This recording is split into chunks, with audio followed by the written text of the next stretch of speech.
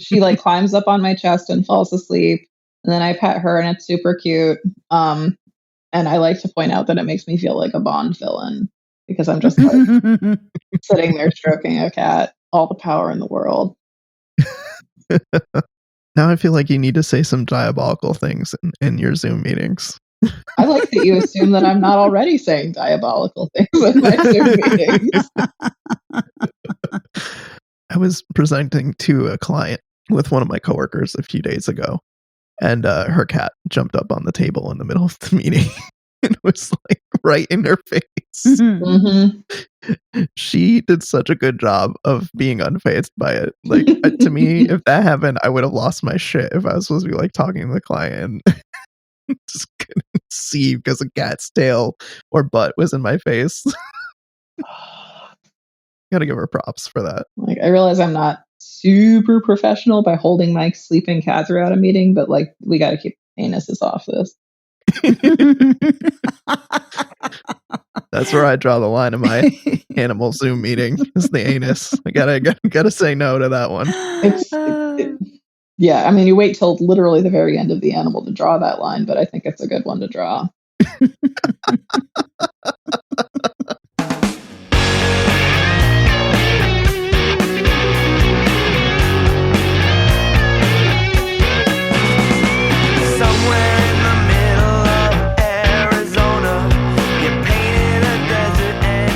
Welcome to Spoiler Piece Theater, the podcast that doesn't give a shit about spoilers. We just want to talk about the movies. My name is Evan Cree, and I'm co-chair of the Boston Online Film Critics Association and co-author of your 80s Movie Guide to Better Living. My name is Megan Kearns. I'm a contributor to Edge Media Network, and I too am a member of the Boston Online Film Critics Association. Yeah, you are. And this week, Mr. Dave Riedel was unable to join us, but we have a guest star who regular Spoiler Piece listeners know quite well. Please welcome back Dee Dee Crimmins. Yay! Thank you. I was waiting for you to introduce me as Alec Baldwin because I maintain that I'm the Alec Baldwin of Spoiler Piece. Yeah, you definitely are. Yeah. If there's an award or a plaque, we should make you a plaque. Thank you. I'll take it. Like a little trophy or something. Just like take a World's Best Boss trophy and slap a Alec Baldwin mask on it. That sounds like a thing, right?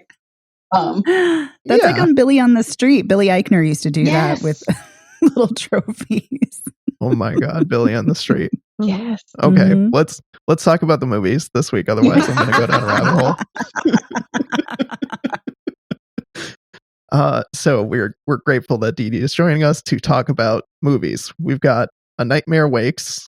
We've got Malcolm and Marie. We've got The Wanting Mare and Saint Maud. And of course, because Dee Dee's here and Dee Dee is our resident horror expert, we wanted to double up on horror this week. Yay. Which is why we're going to start with A Nightmare Wakes. Yeah. Sorry. Yeah. Nightmare Wakes. Ooh boy. Grown on this one.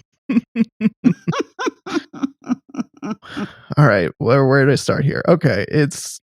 This is a movie that's available on Shudder. It's written and directed by Nora Unkel. And the plot summary on IMDb is an adaptation of the novel Frankenstein as told through the life of Mary Shelley. As she creates her masterpiece, she gives birth to a monster. Bullshit. Wahahaha. Yeah. Well, there was a point, I think it was a shot of a cracked wall with like ink coming out of it where I looked to Shauna and said, look, it's a metaphor.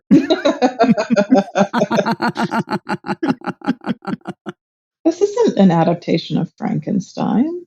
No, that's not an accurate. Okay. That's why I never go by IMDb plot summaries because they're always wrong. You want to know what's bad about this? It says the plot summary is written by the director. Oh my God. Oh, no, it's not. Really? Yeah. Okay, that's no. Yeah, not good. Just like, unfortunately, this movie, which I struggled to get through. I really did. It was pretty rough. I fast forwarded a few times, which I don't typically do, but there's just so much here to fast forward through. There's like a million sex scenes. There's there's so many crying babies, and I don't know, I'm at my limit for crying babies right now. Feels like every movie. Wait, I'm actually I actually have to correct you. There are not a million sex scenes. There are 2 rape scenes. And I'm like, what the fuck are these rape scenes doing in this film? So yes, there are sex scenes. Yeah, I was going to say they weren't all rape scenes, but yes, I was separating. But there's more than one. Why are there 2 rape scenes? Well, I thought maybe you thought they were sex scenes because if you fast forwarded, you might think that. No, I don't know, but yeah. I think I fast forwarded through at least one of the rape scenes. This movie is just piles on. There's miscarriage. There's multiple rape scenes. There's sex. There's loud crying zombabies. Like, oh my god. Well, wait a minute. The miscarriage is actually pretty accurate to Mary Shelley's life. She did have a ton of miscarriages. She had 4 children and 3 of them died. So, I mean, that is actually accurate, but that's where the accuracies end. Well, I also feel the need to bring up at this point, this is a 90-minute film, and Evan can't get through it. It's fucking rough. It's just, for me, it was incredibly, I don't want to even say unfocused, but there's like, as someone who has, like, even if someone had very casual understanding of Mary Shelley and the process of how Frankenstein was written, I felt like there were fits and starts and we never actually got to the good parts. Like, I kept waiting for them to tell ghost stories or something, or waiting for us to like give a shit about what was going on with Lord Byron. Like, it was just so boring, and it was so like, it wasn't about her process of writing. It wasn't about anything. It wasn't about them being broke as shit because they were. Like, it kept teasing that it was actually about this really fascinating story and never actually getting to the story. I actually completely agree. I applaud that a woman filmmaker wanted to tell an unconventional biopic of an iconic woman artist. That's great. But so it like pains me to say this, but yeah, I did not like this at all. And for the reasons both of you are saying. And yeah, I mean, I do appreciate that she was exploring that Mary Shelley did have all this child loss, and that's, you know, making its way, integrating it into her work, but we never actually really dig into her work, even though we're seeing her write feverishly and we're seeing her visions of, you know, Victor Frankenstein as Percy. Like, we're seeing that, but it never really gels. It never comes together. It never feels really interesting. And the thing of it is Haifa El-Mansour just did a Mary Shelley biopic like 2 years ago with Elle Fanning. And so it's like, so I'm watching this and I'm like, well, wait a minute, that film covered this and this and this. So they're covering a lot of the same terrain, but that film, and that's not a perfect film by any means, but it is getting into a lot more nuance and details than this film just kind of hints at and never really digs into. And if it just wanted to be kind of stylish, okay, that's fine too, but it never really is that either. It's not at all. Yeah. It's not stylish. It doesn't gel. It's not cohesive. It's just, I don't know, for me, it just felt like misery. Just like one shitty, awful thing after another. Just watching all the worst parts of someone's life. And like, okay, they wrote a great story that is beloved by people, but like you're just saying, Megan, like you're not really digging into the writing process. You're seeing her write feverishly, but they're not really connecting the dots that well between how she's coming up with these ideas and how they're forming into something cohesive. It feels... Well, the other thing too... Oh, I'm sorry. I was just going to say, it just feels like a weird fever dream. Which sounds great. Like, if I was listening to the show, I'd be like, "Ooh, weird fever dream. That sounds great." But no, because the thing of it is too, that really, really bothered me is that it's very clear this is an intentional look, or trying to look at it through an arguable feminist lens, although I don't think this film is feminist at all, even though it's focusing on her. Because I'm sorry, I don't think making a woman rape a man it's not like a tit for tat just because, you know, you're raped. Like, it's horrible. It's awful. And it never digs into that, which is awful. But anyway, the fact that she as a writer couldn't even get published until Percy wrote the introduction to her book. And then people were like, oh, yeah, now we'll publish it.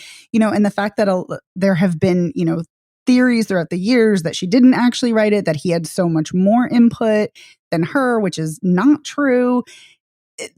The film then makes her obsessed with him. Yes. And it's like, well, wait a minute. Shouldn't she be obsessed with her work and her writing, or obsessed with her miscarriages or something? But no, she's obsessed with him. And I'm like, this is derailing a really fascinating artist. And it really was upsetting. I'm glad that you said that, because I just feel like, how does a movie make me hate the protagonist so much when we're not supposed to hate the protagonist? That boggled my mind as I was watching it. I'm like, why am I hating her? I shouldn't hate her. I should be on her side. All these awful things have happened to her.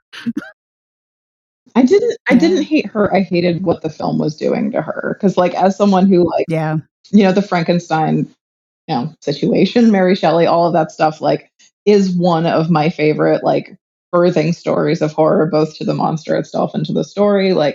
I adore what you can psychologically throw at Frankenstein and feel reflecting back at you, and just knowing how I didn't even have very high hopes, but just knowing that if you give a single shit, it can be incredible, just because the source material is so incredible itself. And this just didn't follow up on any of that. Like Megan was saying, it could have been about a haunted artist and them relating to the monster that they were creating and then reflecting it within themselves. It isn't about that, though. And it isn't about a woman losing children and having issues with her own procreation while giving birth to art. It's not about any of that. I was getting frustrated with the film just having no fucking clue how to follow up with any of this, and then kind of projecting it onto her because she was right there, and I was really mad at her too. It just, I couldn't help but think of Shirley, and because I love that film so much, and I'm like, that's a film that explores a really complicated woman artist and writer and the writing process. And I'm like, not that it has to be like that, but I was just like, oh, that makes me want to go watch Shirley again. Well, how many films have we sat through where there are men creators and we get to see how disturbed they are and how much they're suffering for all their art and stuff like that? I'm like, we just went through Mank and everything. We can have this in a modern context. Anyway. Yeah, no, definitely. I'm bummed. Totally. I was excited to see it, and what are you gonna do? Totally bummed. Well, then perhaps we should move on to. All right, get ready for it. A movie that I wanted to like, but left me wanting Mare. Oh God! Oh, Evan. You are just so proud of yourself right now, aren't you? He really is. I knew it was really bad, but I had to make the joke anyway. Did you? Yes, I did. I mean, come on. It is the show, and I do make bad jokes, so. You do. It's your thing. But yes, let's talk about The Wanting Mare. Let's do it. Yeah. Megan, you want to take the lead on this one, or Dee Dee? No, I'm just trying to think if I remember enough of the plot. So there's an island where it's always cold. Yep. Mythically, this is a place that you have to attain to go to, because the place whereas the mainland is always hot, but they have horses that they sell and export. So that means once a year there is a ship that goes between the island and the mainland. I'm right so far, right? I'm not. Yeah, I was gonna say you're nailing it. You're nailing it. So getting transport to this ship, getting your papers to this ship, or your ticket, as I believe they say in the film, is this huge, not even just bourgeois elitist goal. It's just so rare that it's impossible to get without being a hardened criminal that's willing to kill for it. So the film is kind of explores several generations of people trying to get to the island. And so it's the wanting is the wanting and the longing for elsewhere and being convinced that your life will be ever so much better if you can just leave your home. And the mare is referring to a horse. Yep. The one thing I will add to the plot is that it's also about a lineage of women who pass down a dream to their child. Oh, yeah. And they like whisper the dream as they're a baby, and it is and then this dream keeps haunting that woman about what life was like before and how there was magic and how things could be different. But we don't ever really get a lot of details about that. That's pretty much it. And it's a dream they're supposed to keep secret. Yes, but then they don't. Well, one of them doesn't. Oh, thank you for bringing that up. I definitely went over like the premise of the world more than the actual plot at all. So no, those are both. I think they're both equally important. So yes, I think we got it. I would agree. I don't even know why I'm here. I should just go home. Oh wait, I already am. Oh, we're all home. Yeah, we are. I think I kind of spaced on that, Megan, because I wanted it to be more in the film because I love that idea. Like, I love the idea of inherited dreams, like in some sort of like spectral connection between family members. Like, I think that's fascinating. Yeah, I agree. I wanted more of that too. But I'm glad that you gave such a cohesive plot summary between the two of you, because as I found myself watching the movie, I think I spent most of the time thinking the movie was going somewhere that I never quite got to. And so I was like, I want this to be something. I want this to build to something. And I feel like I just never got there. And there were points where I found myself actually kind of confused about timelines or relationships of characters. And I don't know if it was just when I was watching the movie, maybe I was watching too late, was too tired, something. I just found myself confused. So I'm really glad that you had such a cohesive explanation of what was going. I think it actually makes sense that you had kind of a disconnect, or that you were kind of confused, because I've seen this twice now, and I saw it months and months ago. I saw it when it first came out at the Chattanooga Film Fest, and it's a film I haven't actually been able to stop thinking about. It really, like, a lot of the imagery really stuck with me. But while I was watching that film, I thought it was going in another direction. I was like, wait, who's this character? Because they just keep swapping out characters as they age and things like that. I thought the timeline was very nonlinear, but as I'm watching a second time, I'm like, oh no, this is incredibly linear. It's just now I know who everyone is watching it a second time. So it was a different experience watching it again and knowing what was coming and knowing who was who. But yeah, I have to say I really enjoyed this. This is a strange film. It is very vague. It doesn't get into a lot of depth or details, which I normally want a lot of character development and depth. And it does not do that. But I think it has incredibly stunning visual effects. I mean, the fact that this is such a low budget film and most of it is filmed in a giant warehouse and in parking lots, I think that's incredible. And the fact that Nicholas Ash Bateman has been working on this film for 8 years, and like 50 film fests like told him no, they weren't going to show this film. I think that's incredible. The tenacity he had to keep going with this film. And I really think it's so, like, it's amazing to me how realistic much of it looks with the low budget. But this is really, its mood is so incredible, and it's really mysteriously hinting at a much larger story in a larger world.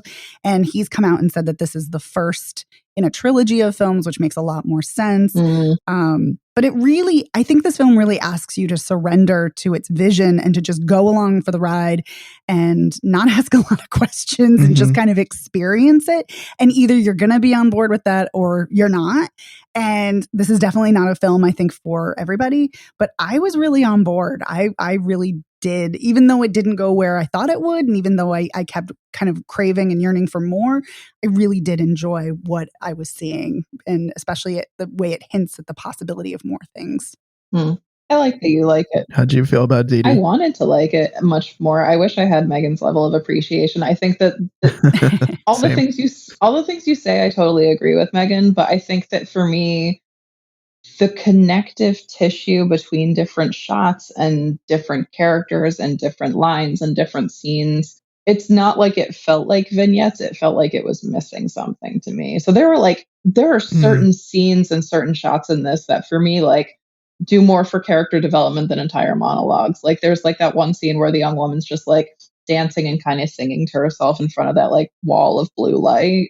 Like, that is just so beautiful. And you just feel like you're there with her and you're experiencing this balance of like sorrow and kind of scraping joy off the dirt. Like, I mean, it's just that I love, but then just the whole like she bumps into that guy and then he lives with her for maybe a couple years. Like, I don't need to know everything and I really don't like too much exposition.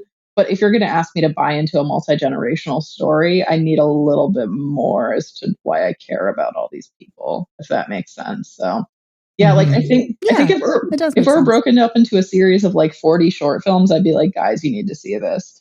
But but just because of the grand dreams of mythology and world building, it just never came together for me and gelled entirely.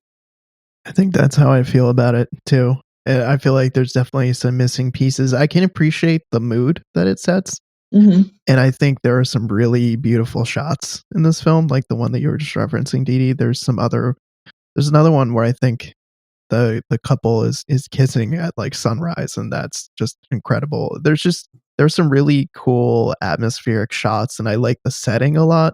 I feel like I don't know, there's a certain mood to the town or the city or wherever it is that it takes place, and it does such a good job of establishing the mood of the place. But the story for me didn't quite come together in a way that I was hoping. And I was not a fan of the score in this movie. I feel like the score kind of didn't match up with the action on screen or like the mood of the movie. It felt too, I don't know, all over the place. Oh, I liked the score. I didn't notice it, so do with that what you will.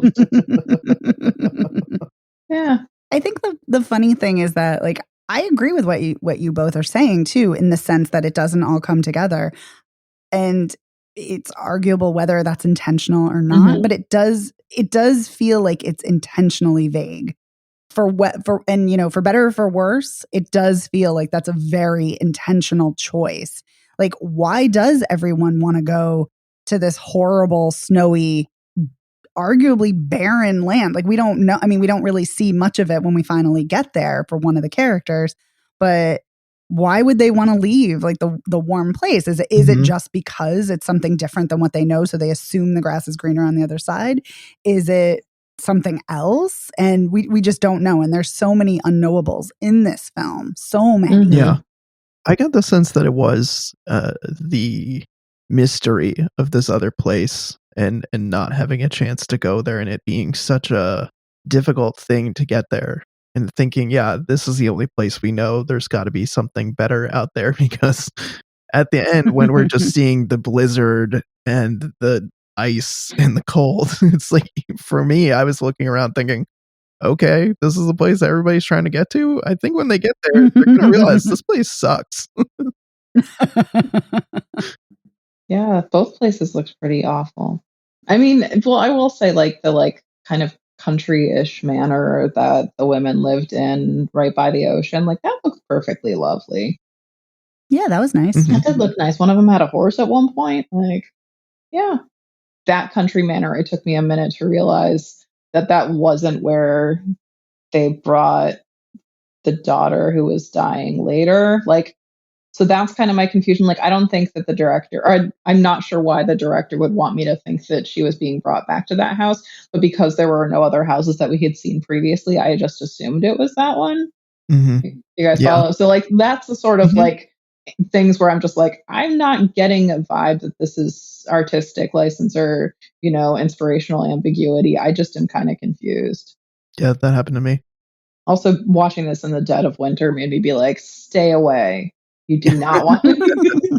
Yeah, stay away from that. That's maybe why I also thought that place sucked at the end. No, that place did suck, and I saw it in the summertime first. So.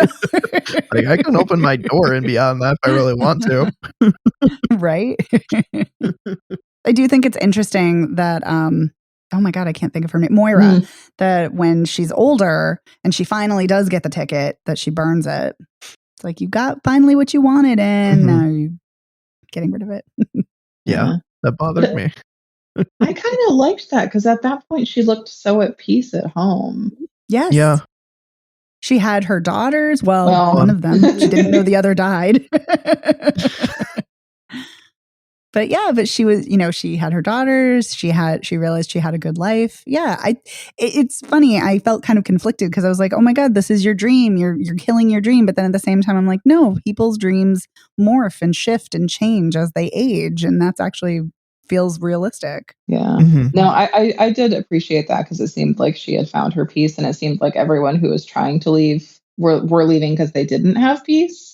Like, again, like, we don't know what they were going for. They just needed something, and she didn't need anything at that point. So I did think that was quite a beautiful thing, but I'm always also like, lady, sell that ticket. Don't burn it. What's wrong with you? Yeah. But I also thought that maybe she didn't want to sell it because there's so much death and murder associated with those tickets. So, I mean, I do appreciate Megan bringing up the production of it because I do think that is one of the more interesting parts of this. There's a little rebellious kid in me who's just like, if I need to know about how the film was made in order to like it more, that means that there's not enough on screen for me to like. And see, I actually learned that way after. So I liked the film first and then I learned that. Oh, okay. No, I think because I was like in the barrage of the PR emails, I was like, yep, no, way to go. It took you 8 years. I'm really proud of you. Like, and then I saw it and it wasn't like that's it, but it was more just like, if I didn't know that, I felt like it was a way to compromise some of the lacking visuals. So. No, sure. I totally understand that. Like I said, I just had a very different experience because I saw it, before there was a lot of discourse about it. So yeah. Fair enough. So then let's dig into the next movie, which I feel like we're going to have some thoughts about. Oh boy. It's Malcolm and Marie, which is on Netflix right now, which is written and directed by Sam Levinson and stars John David Washington and Zendaya. Where to even begin with this one? Well, he's a film director and she's his muse / sometimes former actress. And they're coming home from his film premiere, or not home. They're coming to the house they're staying at that the studio put them up at. And it's in real time and it's they're fighting with each other. Their night. Well, I mean, and we also should mention the fact that he did not thank her at the premiere. Well, yes, that we learned pretty quickly on why she's upset. Yes. And justifiably. Yeah. Justifiably in this case. I mean, like, base level, this guy, our director Malcolm, he's an asshole, but like he's like double an asshole for not thanking her once we kind of peel back all of the layers of their relationship with regard to this movie and knowing that she was the inspiration for this movie and like the main character is basically her. It's just like the fact that you would not thank her is fucking awful. He's an enormous gaping asshole. But I kept getting I kept getting the impression that the film wanted me to like him. Like, I kept getting the impression that the film wanted me to be impressed by how smart he was, and that turned me against it pretty strongly.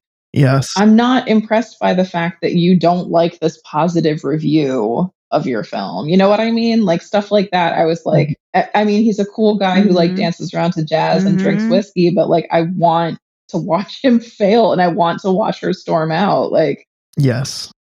Yeah. His character, the performance, I think, is incredible. Like, I think John David Washington is great. I think they're both just incredible in this. Like, performances are just through the roof.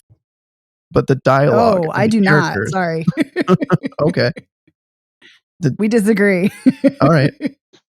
But like the dialogue is grating, mostly on the Malcolm character. I think it's just like he just goes on these really long, angry rants about how much he knows about film, and they're just so pretentious. And I know they're supposed to be, but they're just so grating. They're so tough for me to watch. And also, I get it. You hate critics. Like, I watch Birdman 2, guy. It's okay. Like, yeah. Well, yes. And I mean, of course, that's one of the huge parts of the discourse is the very clear hatred of film critics. Although Marie's character, you could argue, actually is a defense of film critics because she's the one who keeps allying herself with the woman from the LA Mhm. Times that Malcolm keeps raking over the coals and being incredibly, horribly misogynistic to. Mhm.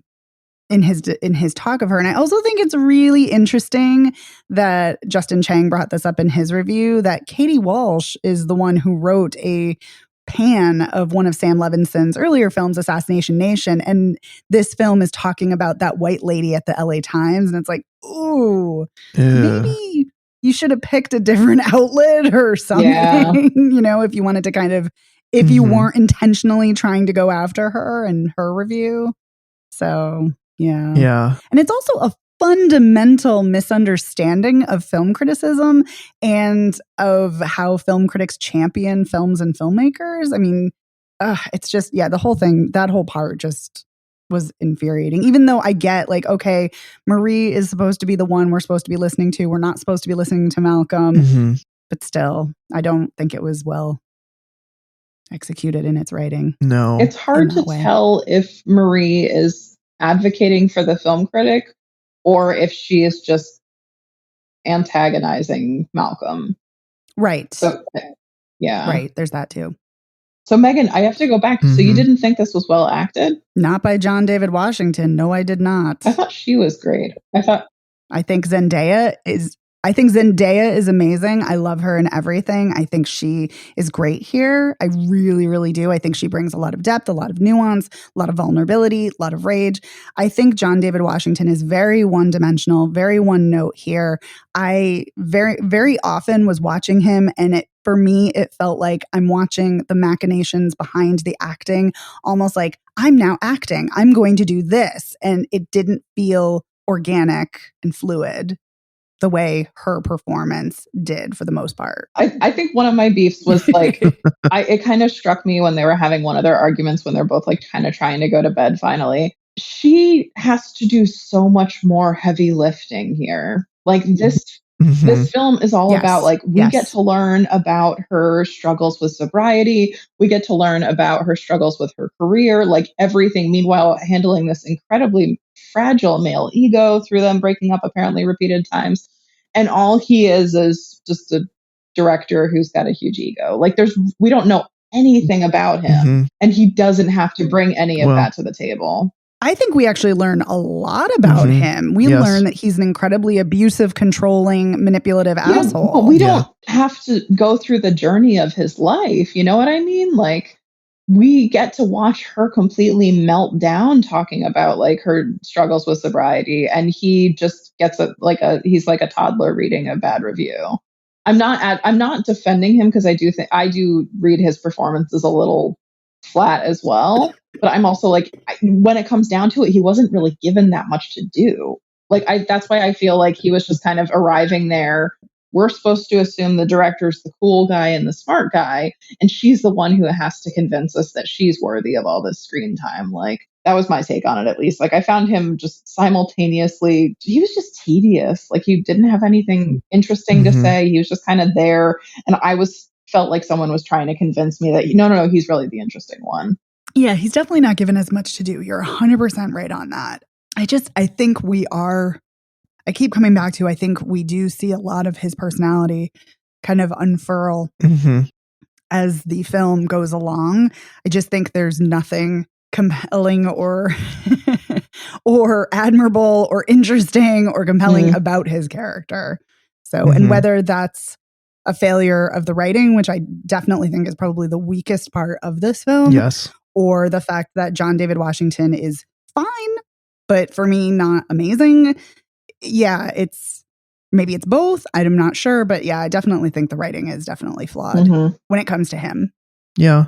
I agree though, Megan, that I feel like we do get to know a fair bit about him based on his actions and how he handles their arguments together. And like when he really, that scene in the bathtub where he just eviscerates her, you're like, I know, I mean, like I knew this guy was to quote Didi, a gaping asshole, but like we really understand the depths of his depravity, that he's going to go sink as low as he can possibly go and just say every mean, nasty thing he can think of to her to just, obliterate her. It's just, and people who fight like that, disgusting. like there's like a level of like when you're in a fight with someone, you're angry and you might say things that you regret, or like this guy is like an 11 version of that. Like he's gone off the scale. Like the the meter is broken because he's just done like and said so many twisted, fucked up things over the course of this movie. And like even the way he can't even give her space when she needs space, like when he Yep. like when he breaks down the bedroom door, essentially. Oh my fucking god, that like stressed me out. Yeah. Yeah, there were so many things that were just so controlling and so abusive. And I'm glad that the script has her call him out on that, are you really going to, I mean, it's kind of a ridiculous line, but it's like, are you really going to abuse me while you're eating mac and cheese, which is also kind of funny, weirdly.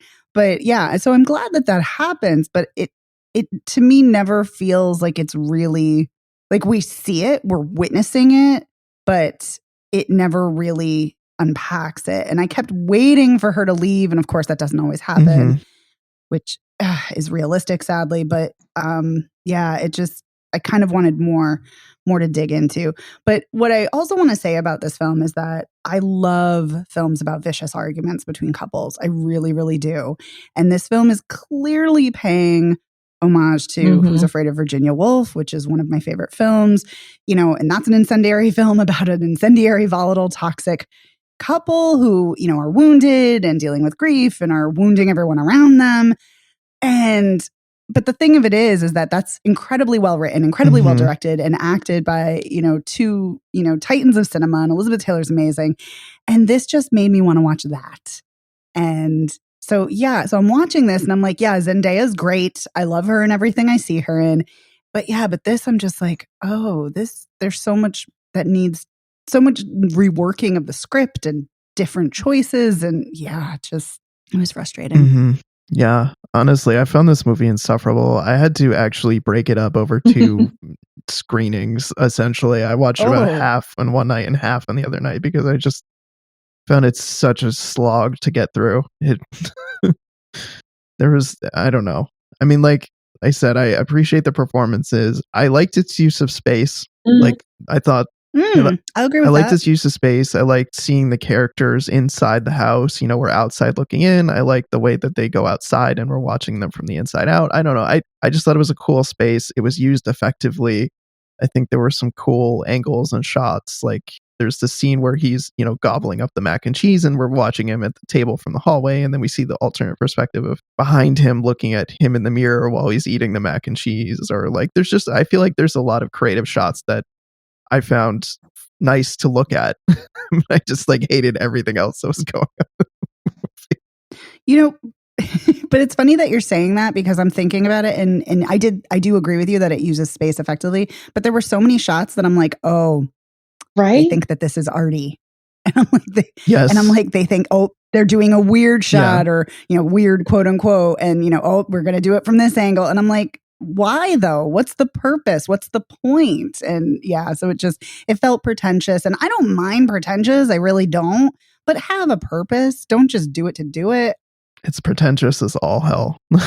This movie, it's so pretentious. But if it was saying something, I'm all for the pretension. Yeah. Like bring it on, but say something. Yep.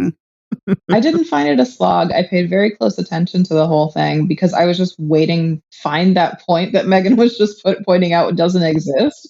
Like I was being talked at a lot and I didn't appreciate that. Yes. Thank you, Dee Dee. Thank you. That's exactly you just articulated. Yeah. Yes, like it was just like soapboxing at the audience way more than it was like showing intimate moments between a couple. And like I do like when people fight effectively. And I think that can be really interesting because I think it can just like amp up the empathy that you have for characters and care why they're doing what they're doing, even if they're not doing the right thing at that very moment.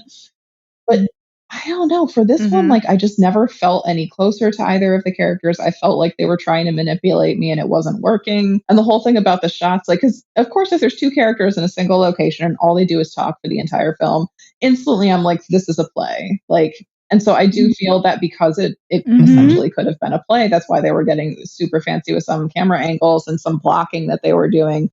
Like there was one scene where they were like still fighting, and he was like lying down on the floor behind the couch, and she kind of came and sat like almost on top of him for a while. And I was just like, Yeah. what is happening Yes. here? Like, maybe I just have never really reached the level of a relationship where I would kind of sit on someone in the middle of a fight. Like, yeah. And like they kept being drawn back to each other, but it wasn't, I never felt like they were trying to make up or find common ground. It's just that they had more lines to get out. Like, it just felt like that to me. Mm-hmm. Yeah. Yeah. And the thing of it is that like I've been in nasty, disgusting, despicable fights like this. And there is very much a gross, toxic push pull. And so I'm like, oh, I recognize this. I see what you're doing. But it just, it doesn't connect. And and I completely agree that there's not a reason for them to come back together other than, oh, we're supposed to have another row, or, oh, we're supposed to make out now. Oh, now we're supposed to fight. Like, yeah. And that's the thing. Everything just felt so intentional, but not in a good way. It just, it felt very staged. Yeah. Agreed. One of my favorite scenes is the scene where Zendaya has the knife and starts talking about where's the pills and how she's fucked his friends. And that's a chilling scene. And then, and she's like, that's acting. I was like, that is great. Yeah. That was entertaining. I mean, I knew she was acting the whole time, but it was still like funny to watch because it's like, yeah, it's still great to see because she's great. And I was like, okay, I want more of that. And I want that from John David Washington. Like, I want that. I think that's the thing. I think and granted, she's a very different character, but we get so much more vulnerability as well as all of these different levels of emotion from Marie that we just don't get from his character. So I think that speaks to what you were saying, Dee Dee, that he's just not given nearly as much to work with. I feel like a lot of corners were cut and being like, filmmaker, big premiere, waiting for his reviews. Like, yeah.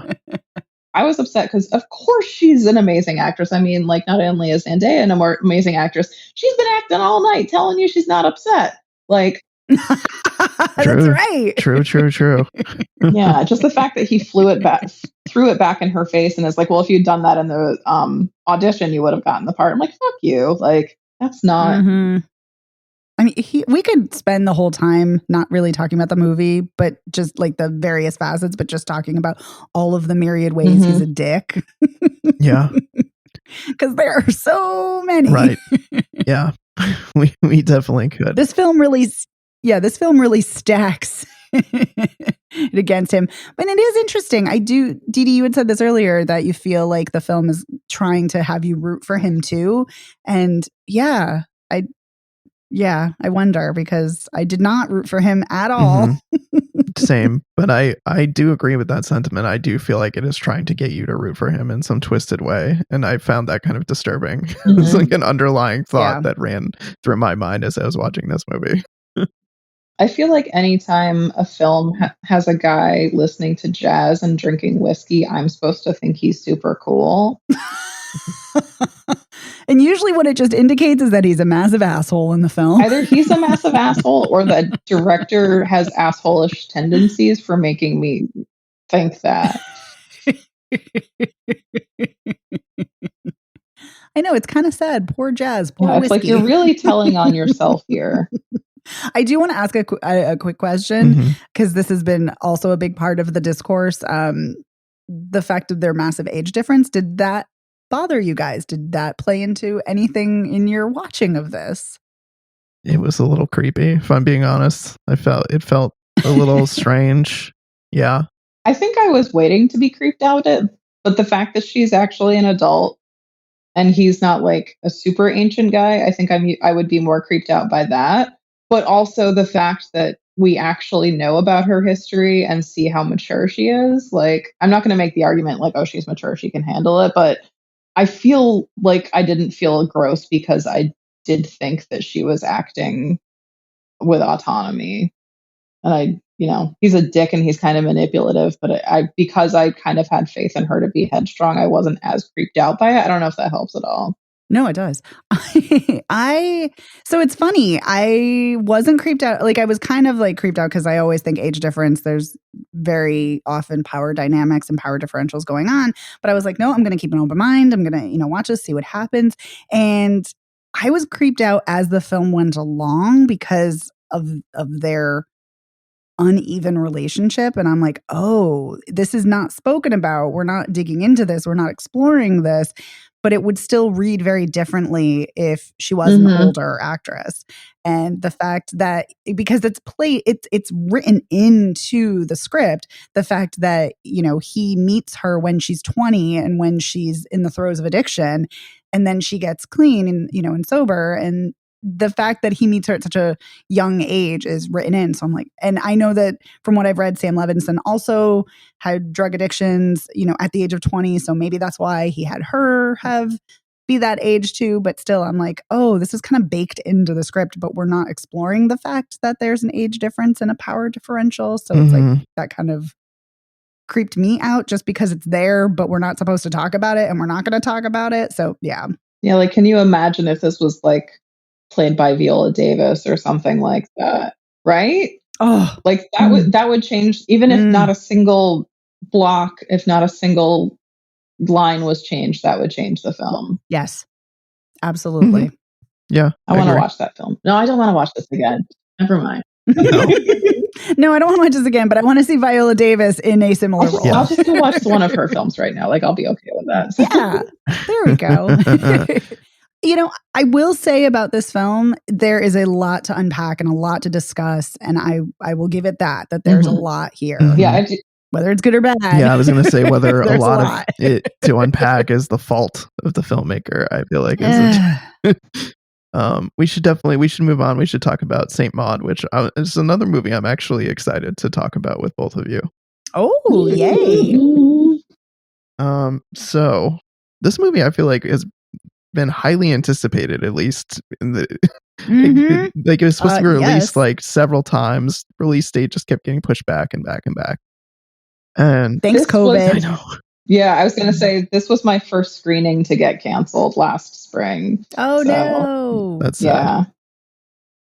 Yeah, it's okay. I also, very briefly, I did see this at Fantastic Fest 2 years ago. Oh. I did not remember a single scene from it. Like, I must have had like induced, like, not dementia. I don't want to say that, but my brain didn't hit record when I saw this. I went back to my notebook. I took notes on this thing. I had no memory of seeing it. Well, it's good you rewatched for this week's episode. Okay, so Saint Maud, written and directed by Rose Glass. I mean, the short version is it's about a pious nurse named Maud. She works as like a palliative care live-in nurse. I don't know if I'm using the right terminology, but basically she works with people who have a terminal illness or, are in like a hospice kind of care in their home. And she becomes obsessed with this woman who's like a choreographer who has terminal cancer, and she becomes obsessed with trying to save this woman's soul. But I don't know. She's got lots of stuff going on, which we'll get into in a moment. That's an understatement. A lot of stuff going on, but it's just descent into madness. I loved this. I thought it was disturbing, unsettling, intense. Yep. I thought it was an absolutely fascinating examination of loneliness and regret and seeking connection and your purpose in life, but also the distortion of faith and religion, which is really intriguing. So yeah, I think this has great performances. I think Morvid Clark is outstanding as Maud. Holy shit, she's great. Jennifer Ellie's always great, so it's nice to see her here. And I loved the score. It's ominous and dread-inducing, and there were a lot of I'm sure we'll get to the shocking end. But yeah, there was a lot of moments that I like gasped at that maybe I should have seen coming, but I was so engrossed in the immediacy of the film that certain parts caught me by surprise, and I would gasp out loud, which was kind of a nice surprise while watching the film. So yes, I thought this was great. I agree with absolutely everything Megan just said. Yay! thought it was a bad omen that I didn't remember seeing this film. It usually is. It usually is. I forget a lot of stuff, including a lot of bad films. I don't know if it's my brain just shoving it out of my head, but like this was fantastic. This is fantastic.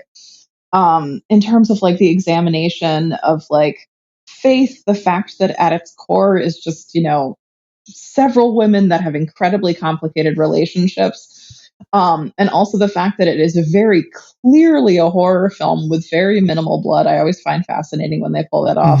But I have to say, some of the sounds in this are so goddamn disgusting. Yes. Oh yeah. Like that's the thing that always gets me is the sound, where it's like Berber Sound Studio. That's like so effective for me. But like when she puts the thumbtacks in her shoes, Oh my and then fucking like god, that scene. The sound of it, though. The sound of it, like you have to think about that, because like if you scrape the sound out of it, it's just a young woman walking around in a pair of cons. Happens every day. But like, and the fact that she's walking past people who have no idea that she's on this journey, like, my God, yeah. But just like the sound of all of that grossness and everything she's putting herself through, and then just like the relationship and the complications with the woman she's caring for, like, and the fact that like that woman from her history shows up and is just like, oh, does your current employer know what happened last time? I'm like, I want to know. Like, it was just happened? like everything about this film just completely sucked me into it and drew me closer. And I wanted to examine all the details, and I wanted to watch it a third time to like see what else I could be picking up on. Yeah, I really, really enjoyed engaging with it and like just trying to figure Maud out, or Katie, or whatever the hell her name is. Like, yeah. Well, I'm glad that you both enjoyed it as much as I did, because I also found this movie just so unsettling. Throughout the entire film, the score was just so tense and creepy. There's not a lot of blood, like you're saying, Dee, but there are some pretty disgusting moments, like the tacks in the shoes, and like there's just so many disturbing things that happen in the movie. The hand burning. Yeah, when she puts her hand, when she's picking at her hand, she like opens the wound up, and she's like, there's just like, it's gross, but it's so much more than just like a gross movie. It's, it's grappling with themes of religion, loneliness, like you're saying. It's just, it's so creepy. It just, plays with reality. There are points where you're not sure like what's happening, what's a hallucination. It's just so good, and it held my attention throughout the entire film. It's just so fucking creepy, and I was all about it. So here's my thing. So this is spoiler piece, so we can talk about the very last shot. Oh yes. I feel like the very, very, very last shot, not the incidents leading up to it, tell us that she's crazy. Yeah, I don't use that word, but yes, she definitely has a disconnect with reality. 100%. She is not well. I don't mean that in a pejorative sense, but I do appreciate the fact that that's not a word that you would use. I totally get that, but just like, this is not. Oh no, you can use it. I'm just saying yes, but like I agree. Yes. Yeah, I'd agree with that. The fact that we see from her perspective what the world is looking like, where everyone's frozen, watching her set herself on fire, and then we see the like brief flash of her burning body. Like reality of screaming in agony. Yes, for sure. I do appreciate that, because I think that up until then, the entire film is it follows almost exclusively her, and it's very focused on her experience going through this reformation of faith, and essentially what she sees as like ascending into saintdom, essentially, if she's going through these miracles, kind of, without it being outlined like that. That's basically what's happening. But because we stick so closely to her, we only get these glimmers of the fact that she's probably not of our reality, and in a bad way, because like her coworker, and just like her inability to really talk to people in a normal function, like she's a caregiver and she can't relate to people. It's very strange, and she wants to mold other people into her version of what they should be, rather than accepting them for who they are.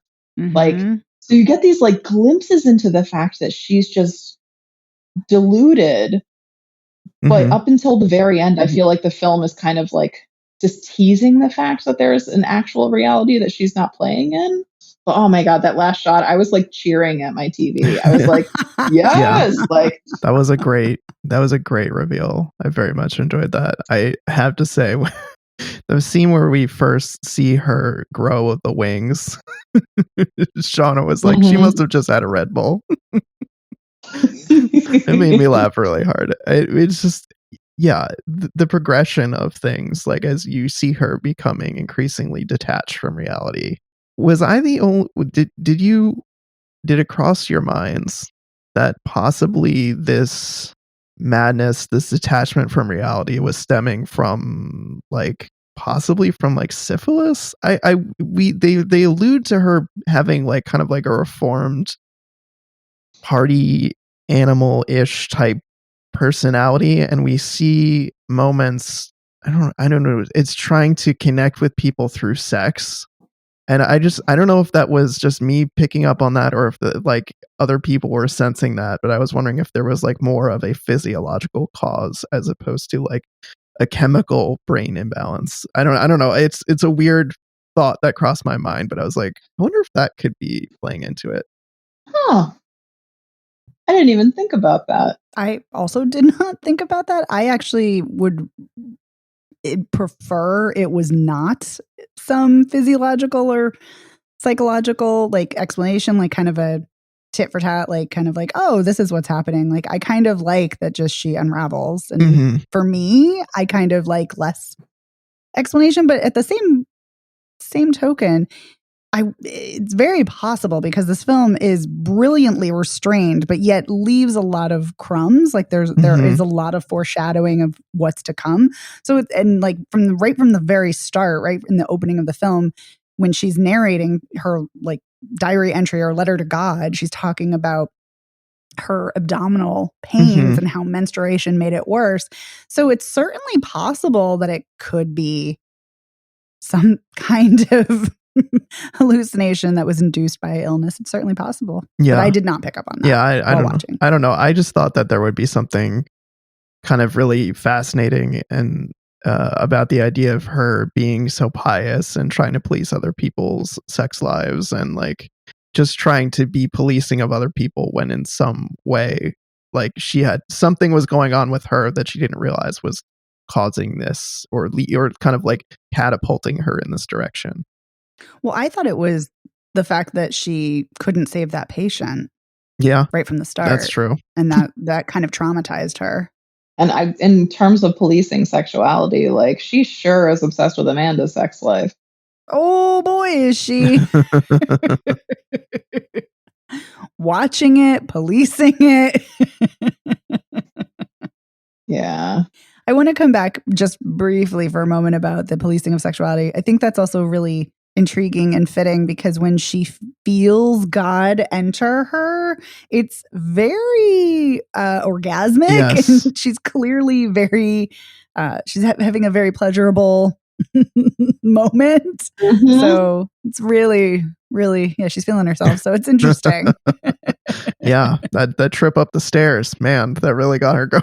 Woohoo! I also thought it was interesting that Amanda gives her a book on William Blake and she's reading it and either reading aloud or narrating to herself that, you know, he shied away from organized religion. And that's really shows kind of mirrors the way that she also shies away from organized religion, but she's very newly obsessed with religion and God. Yeah. Yeah, I definitely read that. I mean, very clearly, I think Amanda was toying with her. And the fact that, you know, Maud was looking at the, you know, dedication of the beginning of the book saying like, you know, to my savior. And and the fact that Amanda very clearly was just like, yeah, right. Like, good luck with that chick. But she had this whole like, no, I am her savior. She considers me her savior. Like, I'm here to protect her. Like, the fact that she was unable to see through that and she still embraced it, even though, I mean, it was about someone, the book itself is about someone who had, you know, to a certain degree lost his, if not faith, then, you know, structure within religion and she was diving head deep Mhm. into hers. Like, she didn't have any version of reflection on that at all. Yeah, I felt actually really bad for her that it's very clear Amanda's, Mhm. toying with her and playing with her, and yeah, I thought it was sad. I also thought, thinking about this too, I keep coming back to the fact of like, who's Katie? Like, she was Mhm. like, that woman Mhm. Joy called her Katie, and it's like, wait, why is she Maud now? So, being the researcher that I like to be, I looked up, I was like, well, what does Maud mean? Why did she choose the name Maud? And it means powerful battler in Old German. And I was like, is that how she sees herself? And that would be kind of an intentional or unintentional way of like, that's how she sees herself. She's battling for souls, her own salvation and Amanda's too. Yeah, Yeah. that's interesting. Yeah. And I thought it was interesting. There was one point at which, when she's like wandering around, because they're in that little like seaside town that's got like a couple, looks like a couple pubs and a couple arcades, but it actually reminded me a lot of the town from Lost Boys, but just like a British version of it without vampires. Mhm.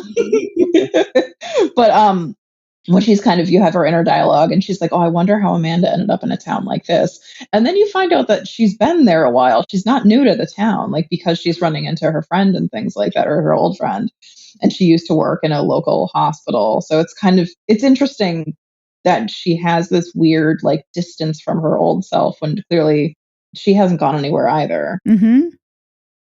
Yeah, she very much is not very connected to who she is or other people, which is really sad. Like that, the whole bar scene where she's like giving a guy a hand job and then she's laughing along with another table, like trying to, insert herself in their life. Like all of it's just really sad. Mhm. Yeah, and then she calls that woman who apparently was only being Yes. polite when she offered to get a drink and didn't actually want to get a drink. That kind of hurt me. Like, Yeah, it was sad. yeah. Yeah, but I want to talk about the shocking moments, or at least the ones I found. Yeah, let's I go have for in it. my notes. I have in my notes the slap, the stabbing, the self-immolation. Mhm. All shocking. Yeah. The slap All at the good party. times. Slap in the face where I gasped at that moment. Like, I did not see that coming. Mhm. I know, and the fact that it was like in the middle of this like fabulous weirdo artist party, like, oh my god. Yes. No, the scene that had me on edge the most the entire time, even though we've already seen her like digging into her own arm and stuff like that, was when she went to go talk to the new caregiver down at the seashore when she was having her lunch. That's a good Because one. I did not know what was going to happen. Like, if she killed that woman, I wouldn't have been surprised. Like, same. Oh no. you know what I mean? Yeah. And it's just like, I'm sitting there and I'm like, is she going to take her sandwich? Like, what is happening here? Like, I know. I was like, is she no. going to stab her? Is she going to poison her? Is she going to shoot her? Like, what's going to happen? Yeah. Yeah, that was a tense and unsettling scene with Like, I know Megan wants to talk about slapping and stabbing and shoes filled with thumbtacks, but I was like, but she was eating a sandwich, guys. Can you believe it? But that's the thing. I mean, if you can balance the overt, traditional, surprising, shocking moments, along with something like just eating a sandwich on a park bench overlooking the ocean, that's incredibly skillful and Yes. shows a tremendous amount of confidence in direction and editing and acting and all of those components. Agreed. Yeah, and also, and it speaks so strongly to the character development. It's not that she was like Yes. unhinged and wacky and we don't know what's coming next. It's that this is a clear, linear development of her, somehow becoming something that she wasn't before, and we don't know which direction it's taking now. Mm-hmm. Was a big fan of this movie. Highly recommend. Very highly. I watched that last shot 3 times. It was really disturbing. Yeah. I think that everyone should pay really good attention the first time they watch it. Not that I didn't enjoy watching it twice. I'm just saying that you can save yourself some time. I think that's great advice. Yeah, on that, because there are a lot of little details. And like, I actually would love to watch this again too, for different reasons, just because there's like, I noticed there was a mirroring and kind of the circles and the window on the stairs with the circles that the scissors that are stabbed into Amanda's neck make. And like, so there's so many like little visual touches and moments. So yeah, I think that's a great point to watch closely. There's a lot to discover there. Yeah, for sure. Okay, so let's do a quick recap. So we've got A Nightmare Wakes, which is available on Shudder. It sounds like we are all firmly in the pass category on that film. Yes? Yeah. Yes. All right. Then we have The Wanting Mare, which is available. You can rent it on Amazon, I see, but I assume that's probably just like broadly VOD. I feel like we might be a little more split on that one. It sounds like, Megan, you're firmly in the C category. Like I said, I don't think it's for everybody, but yes, I would say C. And Dee Dee, where do you fall on that? I would say see it. I don't regret having watched it. I just wanted it to be better. Fair. I think I would say no. But probably because I'm one of those people that it's not for. Fair enough. And next, Malcolm and Marie. Where are we on this one? Oh God. I feel like it's the kind of movie. What's that? Oh no, go Evan. I was gonna say watch other films about the same thing. I was gonna say, I feel like the only way I recommend watching this is if you can understand why everyone else is so pissed off about it. Or has such strong reactions to it. Otherwise, yeah, totally skippable. Yeah, I'm kind of torn because I think Zendaya is great, and it did hold my interest. I'll give it that. But yeah, there are other films that are better. So see it, don't see it. Yeah, and that's on Netflix. No, you probably, yeah, it's on Netflix. You probably can skip it. But if you really, if you want to know what everyone is discussing, sure, watch it. And I think you all know where we land on Saint Maud, so I'll just say that you can see it on Epix. It's where it's making its premiere this week, so definitely check that out. And yay! This has been a lot of fun. I think we've had some great discussions on this week's episode. We've learned a lot of things. So I want to say thanks again, Dee Dee, for joining us. This has been a lot of fun. And I also want to say thanks to our editor, Otto Clamor, for making us sound great every week. You're the best, Otto. Thank you. Thanks, Otto. And you can find the show anywhere you get podcasts, but you can also find us at our website, which is spoilerpiece.com. We are all over social media. We are on Facebook. We're Spoiler Piece Theater. We are at Spoiler Piece on Twitter, Instagram, Letterboxd, and TikTok, making the ticks and the talks. You can also send us an email if you want to get in touch with us. We're spoilerpiece@gmail.com. Or if you want, you can give us a call at 862-21-PEACE. Leave us a message. We'd love to hear from you. Tell us we're wrong about something. Just say hi, whatever. It doesn't really matter. Just we'd love to hear from you. If you like the show, of course, please rate and review us. You can go to ratethispodcast.com/spoilerpiece, and we would greatly appreciate your review. It helps more people find the show. And if you really, really like us, please join our Patreon. This week, our exclusive audio, we're talking about Terminator 2, and I think we also learned a lot in that outing as well. Not going to give away any details, but I think we had a lot of fun talking about Terminator 2. So if you sign up for our Patreon, you can go to patreon.com/spoilerpiece.